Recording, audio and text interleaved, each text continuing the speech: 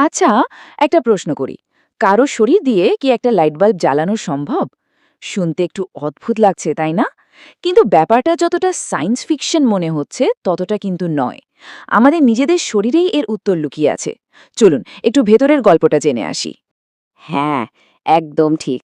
শুধু আমাদের মস্তিষ্ক একাই যে পরিমাণ বিদ্যুৎ তৈরি করে, তা দিয়ে একটা ছোট লাইট বাল্ব জ্বালানো সম্ভব। আসলে আমাদের নিউরনগুলো যখন একে অপরের সাথে কথা বলে, মানে সিগন্যাল পাঠায়, তখন কিন্তু ইলেকট্রিসিটি তৈরি হয়। এমনকি আমাদের হার্টও তো চলে বিদ্যুতের সিগন্যালে। তার মানে কি দাঁড়ালো?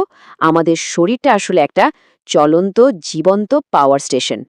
আর শরীরের এই নিজস্ব বিদ্যুৎ শক্তিকে কাজে লাগানোর ভাবনা থেকেই কিন্তু জন্ম নিয়েছে ভবিষ্যতের এক দারুণ প্রযুক্তি, নিউরাল ইমপ্লান্ট। তো আজকের এই পর্বে আমরা ঠিক এটাই খতিয়ে দেখব। ব্রেন কম্পিউটার ইন্টারফেসের দুনিয়ায় ডুব দেব আর জানব এর অসাধারণ সম্ভাবনা আর তার সাথে জড়িয়ে থাকা মারাত্মক ঝুঁকিগুলো। তো কি থাকছে আমাদের আজকের আলোচনায়? প্রথমে আমরা দেখব এর সায়েন্স ফিকশনের মতো সম্ভাবনাগুলো। তারপর কথা বলবো এই ডিভাইসগুলোকে পাওয়ার দেওয়ার চ্যালেঞ্জ নিয়ে। এরপর আসবে মস্তিষ্ক হ্যাকিংয়ের ভয়ঙ্কর ঝুঁকি, এর নৈতিক দিক, আর সব শেষে আমরা বোঝার চেষ্টা করব আমাদের ভবিষ্যৎ আসলে কোন দিকে যাচ্ছে। তোমালে চলুন আর দেরি না করে শুরু করা যাক প্রথম পর্ব দিয়ে এর সায়েন্স ফিকশনের মতো প্রতিশ্রুতিগুলো। এই পুরো প্রযুক্তির আসল কেন্দ্রে আছে ব্রেইন কম্পিউটার ইন্টারফেস, যাকে সংক্ষেপে বিসিআই বলা হয়। ব্যাপারটা কি? সহজ করে বললে, নিউরালিঙ্কের মতো কোম্পানিগুলো এমন একটা ছোট্ট চিপ তৈরি করছে যা সরাসরি মস্তিষ্কে বসিয়ে দেওয়া যাবে। আর এই চিপটার কাজ হবে মস্তিষ্কের সিগন্যালগুলোকে, মানে আমাদের চিন্তাভাবনাকে, কম্পিউটারের ভাষায় অনুবাদ করা। সোজা কথায় শুধু চিন্তা করেই বিভিন্ন মেশিন বা প্রযুক্তি কন্ট্রোল করা যাবে। শুরুতে কিন্তু এই প্রযুক্তির লক্ষ্যগুলো খুবই মানবিক। ভাবুন তো একবার, যারা প্যারালাইসিসের কারণে চলাফেরা করতে পারেন না, তাদের চলাফেরার ক্ষমতা ফিরিয়ে দেওয়া। যারা চোখে দেখতে পান না, তাদের দৃষ্টিশক্তি ফিরিয়ে আনা। এমনকি আলঝাইমার বা পার্কিনসনের মতো জটিল রোগের চিকিৎসাতেও এটা কাজে আসতে পারে। আর এটা শুধু কল্পনা নয়, আমেরিকার এফডিএ কিন্তু ইতোমধ্যে মানুষের ওপর এর ট্রায়ালের অনুমতিও দিয়ে দিয়েছে। কিন্তু এখানেই শেষ নয়। এর চূড়ান্ত লক্ষ্যগুলো শুনলে মনে হবে যেন কোনো সাইফাই সিনেমা দেখছি। যেমন ধরুন, মানুষের মধ্যে টেলিপ্যাথি, মানে কোনো কথা না বলেই মনের ভাব আদান প্রদান করা। বা ধরুন, নিজের স্মৃতিগুলোকে কম্পিউটারে সেভ করে রাখা, পরে আবার সেগুলো দেখা বা রিস্টোর করা। আর সবচেয়ে বড় লক্ষ্যটা হলো মানুষের চেতনাকে সরাসরি আর্টিফিশিয়াল ইন্টেলিজেন্স বা এআই এর সাথে জুড়ে দেওয়া। এই প্রযুক্তির পেছনের অন্যতম মূল ব্যক্তি ইলন মাস্ক নিজেই ২০২০ সালে বলেছিলেন, ভবিষ্যৎটা অদ্ভুত হতে চলেছে। তার এই একটা কথাই বোধহয় এর বিপ্লবী আর কিছুটা অস্বস্তিকর ভবিষ্যৎকে বোঝানোর জন্য যথেষ্ট। আচ্ছা, এত সব তো হলো, কিন্তু একটা জরুরি প্রশ্ন আছে। শরীরের ভেতরে বসানো এই অত্যাধুনিক ডিভাইসগুলো চলবে কি করে? এদের পাওয়ার আসবে কোথা থেকে?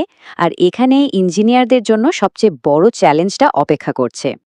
দেখুন, এখনকার মেডিকেল ইমপ্লান্টস, যেমন পেসমেকার, এগুলোতে যে ব্যাটারি ব্যবহার করা হয়, সেগুলোর একটা নির্দিষ্ট আয়ু আছে। ব্যাটারি শেষ হয়ে গেলে সেটা বদলানোর জন্য আবার সার্জারি করতে হয়। এটা যে শুধু ঝামেলার তাই নয়, বেশ ঝুঁকিপূর্ণ বটে। তাহলে উপায়? বিজ্ঞানীরা এখন এমন একটা সমাধানের কথা ভাবছেন যেখানে বারবার সার্জারির দরকার পড়বে না। মানে এমন একটা পাওয়ার সোর্স যেটা শরীরের নিজস্ব শক্তি ব্যবহার করেই চলবে।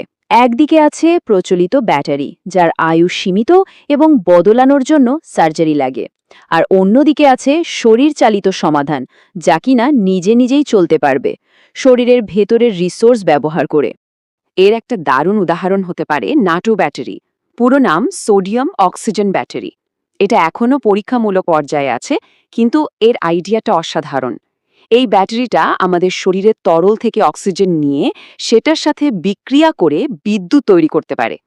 আর যেহেতু আমাদের শরীরে অক্সিজেনের সাপ্লাই প্রায় অফুরন্ত, তার মানে থিওরি অনুযায়ী এই ব্যাটারি প্রায় সারা জীবন চলতে পারবে। এতক্ষণ তো আমরা আশার কথা শুনলাম, কিন্তু মুদ্রার তো আরেকটা পিঠও থাকে, তাই না? প্রযুক্তির এই উজ্জ্বল দিকের পাশেই আছে একটা অন্ধকার দিক। চলুন এবার সেই বিপদের দিকে নজর ফেরানো যাক। আর সেটা হলো সাইবার সিকিউরিটির ঝুঁকি। ব্যাপারটা একটু ভাবুন। যখনই আমাদের মস্তিষ্ক একটা চিপের মাধ্যমে ইন্টারনেটের সাথে কানেক্টেড হয়ে যাচ্ছে, তখন সেটাও কিন্তু ইন্টারনেট অফ থিংস বা আইওটি নেটওয়ার্কের একটা অংশ হয়ে গেল। মানে আমাদের স্মার্টফোন, স্মার্ট ঘড়ি বা স্মার্ট টিভির মতোই আমাদের মস্তিষ্কও কিন্তু তখন হ্যাকিংয়ের শিকার হতে পারে। কি ভয়ঙ্কর ব্যাপার, তাই না? সাইবার সিকিউরিটি বিশেষজ্ঞরা সবচেয়ে খারাপ কি হতে পারে তার একটা তালিকা দিয়েছেন। প্রথমটা হলো রিমোট কন্ট্রোল। ভাবুন তো, অন্য কেউ দূর থেকে আপনার মস্তিষ্ককে কন্ট্রোল করছে, আপনাকে একটা রোবটের মতো চালাচ্ছে। দ্বিতীয়টা হলো ডেটা লিক। আপনার শত্রু যদি জানতে চায় আপনি কি ভাবছেন, সোজা আপনার ব্রেন ইমপ্ল্যান্ট হ্যাক করে জেনে নেবে। আর তৃতীয় এবং সম্ভবত সবচেয়ে ভয়ঙ্করটা হলো ডেটা মডিফিকেশন। হ্যাকাররা চাইলেই আপনার কোনো স্মৃতি মুছে দিতে পারে বা একটা নতুন মিথ্যে স্মৃতি ঢুকিয়ে দিতে পারে। এই প্রযুক্তিগত ঝুঁকির বাইরেও কিন্তু আরও কিছু গভীর প্রশ্ন উঠে আসছে। এগুলো নৈতিকতার প্রশ্ন, বিশেষ করে যারা এই প্রযুক্তি ব্যবহার করবেন সেই রোগীদের দিক থেকে। যে কোনো চিকিৎসার আগে একটা খুব গুরুত্বপূর্ণ জিনিস হলো ইনফর্মড কনসেন্ট, মানে রোগীকে সমস্ত ভালো মন্দ সব ঝুঁকি বুঝিয়ে তার কাছ থেকে অনুমতি নেওয়া। কিন্তু ব্রেন ইমপ্ল্যান্টের ক্ষেত্রে ঝুঁকিগুলো এতটাই নতুন আর জটিল যে একজন সাধারণ মানুষের পক্ষে কি সেগুলো পুরোপুরি বোঝা সম্ভব? যদি সম্ভব নাই হয়, তাহলে সেই সম্মতিটা কতটা নৈতিক, এটা একটা বিরাট প্রশ্ন। আর এখানে একটা বিষয় পরিষ্কার বোঝা দরকার, এই সাইবার অ্যাট্যাক কিন্তু কোনো কম্পিউটার সিস্টেমের উপর অ্যাট্যাক নয়, এটা সরাসরি একজন মানুষের উপর, একজন রোগীর উপর হামলা। আর ঠিক এই কারণেই বিশেষজ্ঞরা একে বলছেন পেশেন্ট টার্গেটেড থ্রেট বা রোগী লক্ষ্যযুক্ত হুমকি। একজন রোগী এখানে তিনভাবে ক্ষতিগ্রস্ত হতে পারেন। প্রথমত, শারীরিক ক্ষতি। ধরুন হ্যাকার ইমপ্ল্যান্টটা বন্ধ করে দিল বা ভুল সিগন্যাল পাঠাতে শুরু করল। দ্বিতীয়ত, মানসিক ক্ষতি। নিজের মস্তিষ্কের কন্ট্রোল হারানোর ভয়টাই তো একটা বিরাট মানসিক চাপ, তাই না? আর তৃতীয়টা হলো ব্যক্তিগত তথ্যের চুরি। আমাদের স্মৃতি, আমাদের ভাবনা, এর চেয়ে ব্যক্তিগত আর কি হতে পারে?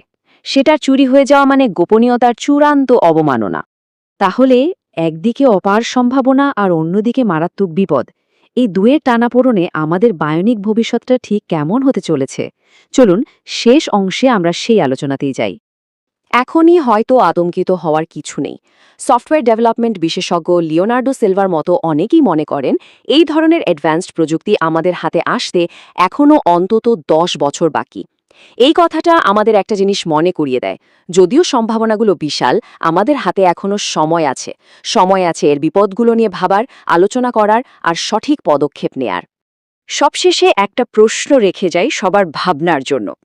যখন প্রযুক্তি আমাদের মস্তিষ্কের সাথে মিশে যাবে, তখন আমি কোথায় শেষ হচ্ছি আর যন্ত্রটা কোথা থেকে শুরু হচ্ছে? মানুষ আর মেশিনের এই সীমারেখাটা যখন মুছে যাবে, তখন আমাদের অস্তিত্বের মানেটা কি দাঁড়াবে? এই প্রশ্নটাই হয়তো আগামী দিনের সবচেয়ে বড় দার্শনিক চ্যালেঞ্জ হতে চলেছে।